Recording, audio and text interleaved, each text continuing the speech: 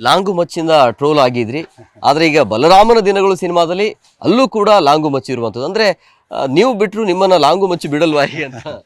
ಇಲ್ಲ sir, actually ನೋಡಿ ಅದೊಂದು ಇನ್ಸಿಡೆಂಟ್ ಆಯಿತು. ಆ ಇನ್ಸಿಡೆಂಟ್ ಆದಮೇಲೆ ಬಹುಶಃ ಅದೇ ಎಲ್ಲೋ ಒಂದು ಪುಷ್ ಕೊಡ್ತು ಈ ಥರ ಒಂದು ಕ್ಯಾರೆಕ್ಟರ್ಸ್ಗೆ. ಆ್ಯಂಡ್ ಯುನೋ ಸಾಕಷ್ಟು ಮೀಡಿಯಾನಲ್ಲೂ ನೀವು ತೋರಿಸಿದಂಥ ವಿಷಯಗಳಿರ್ಬೋದು. ಐ ಥಿಂಕ್ ಎಲ್ಲೋ ಒಂದು ಕಡೆ ಅದು ಪುಷ್ ಕೊಟ್ಟಿದೆ, ಇಲ್ಲ ಅಂತಲ್ಲ. ಆ್ಯಂಡ್ ಅದನ್ನು ತಲೆಯಲ್ಲಿ ಇಟ್ಕೊಂಡು ಒಂದಷ್ಟು ಸಿನಿಮಾಗಳು, ಒಂದಷ್ಟು ಆಪರ್ಚುನಿಟಿಗಳು ವಿಲನ್ ಆಗಬೇಕು ಅಂತಲೇ ನಾನು ಬಂದಿದ್ದು. ಸೊ ಆ ವಿಲನ್ ಆಗೋದಕ್ಕೆ ಅವಕಾಶಗಳು ಬರ್ತಾ ಇದೆ ಅಂದರೆ ಅದು ಖುಷಿ ವಿಷಯನೇ. So I should be thanking you people. ಈ ಬಲರಾಮನ ದಿನಗಳು ಕಥೆಯ ಹಿನ್ನೆಲೆ ಏನು ಅಂತ?